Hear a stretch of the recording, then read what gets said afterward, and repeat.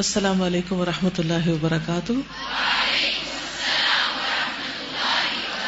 کیا حال ہے سب کا؟ الحمدللہ الحمدللہ. نحمده ونصلی علی رسولہ الکریم. اما بعد فاعوذ باللہ من الشیطان الرجیم.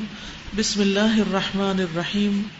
رب اشرح لی صدری ویسر لی امری واحلل عقدۃ من لسانی یفقہوا قولی.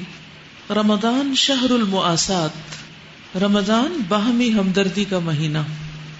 رمضان کے مہینے کو نبی اکرم صلی اللہ علیہ وسلم نے شہر المواسات قرار دیا ہے، یعنی انسانوں کے ساتھ باہمی ہمدردی اور غم خاری کا مہینہ. خاص طور پر معاش اور رزق کے معاملے میں ایک دوسرے کی تنگی اور محرومی، پریشانی اور دکھ میں شرکت اور مدد کا مہینہ ہے، یعنی محروم لوگوں کے ساتھ ہمدردی کا مہینہ ہے. نبی صلی اللہ علیہ وسلم نے فرمایا، بہترین عمل مومن کو خوش کرنا، اس کا قرض ادا کرنا، اس کی ضرورت پوری کرنا اور اس سے کوئی تکلیف اور سختی دور کرنا. یہ آپ کسی بھی مومن کے ساتھ کر سکتے ہیں، لیکن اگر آپ اپنی والدین اور رشتہ داروں کے ساتھ کریں تو اس کا اجر دگنا ہوگا.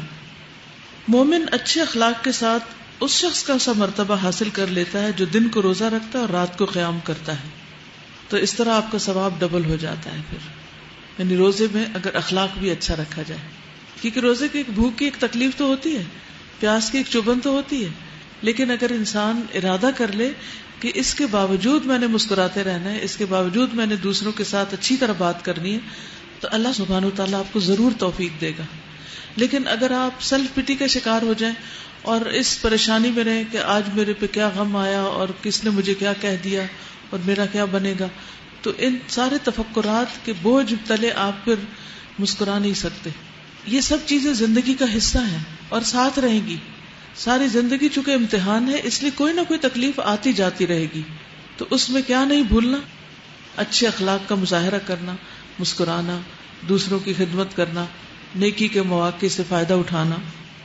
روزہ دار کو ماہ رمضان میں خود بھوکا پیاسا رہ کر دل میں ان حاجت مندوں کا درد محسوس کرنے کا موقع ملتا ہے جو اکثر و بیشتر فاقے میں مبتلا رہتے ہیں. یوں اس کے دل کے اندر نرمی پیدا ہوتی اور وہ دوسروں کی ضروریات پوری کرنے کے لیے کوشش کرتا ہے. رمضان میں اسلاف کی مساجد ان کھانوں سے بھر جایا کرتی تھی جو وہ فقراء اور مساکین کے لیے پیش کیا کرتے تھے. کیونکہ نماز پڑھنے سبھی آتے تھے، اس لیے اکثر لوگ مسجد کو ہی مرکز بناتے کھانا تقسیم کرنے کے لیے. تو رمضان میں کھانے سے بھری بھی ہوتی تھی مساجد کہ کوئی بھی بھوکا نہ رہے، اور جس کو بھی وہ کھلاتے تھے اللہ کی محبت میں کھلاتے تھے.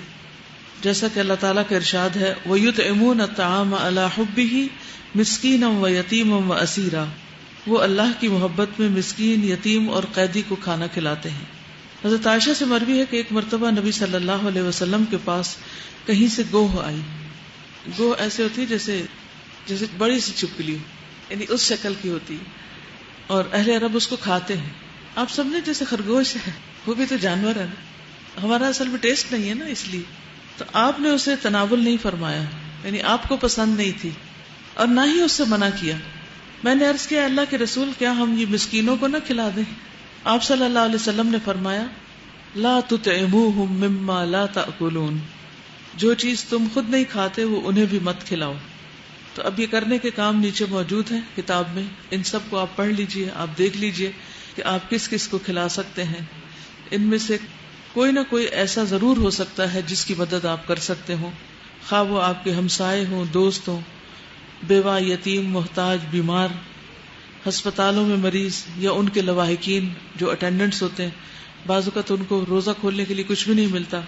اسی طرح قیدی، جیلوں میں لوگ، پھر جو آپ سے خود مانگنے کے لیے آ جائیں، سوالی. پھر اسی طرح یہ کہ ملازمین کو کاموں میں رعایت دیں، گھر کے جو ملازم ہوں. پھر بزرگوں کا احترام، بچوں کے ساتھ شفقت اور محبت کا معاملہ. پھر رشتہ داروں سے صلہ رحمی، عید کے موقع پر ان کو تحفے تحائف رمضان میں ہی دے دیں. پھر جو لوگ روٹھے ہوئے ہیں ان کو منائیں، جو آپس میں ایک دوسرے کے ساتھ کسی بھی وجہ سے ناراض ہوں. پھر لوگوں کے لیے اپنے دلوں کو صاف کر دیں اور لوگوں کے قصور معاف کر دیں، اور ہر ایک کے ساتھ احسان کا رویہ اختیار کریں. اور پھر نیکیوں کے کام میں دوسروں کو اپنے ساتھ شریک کر لیں.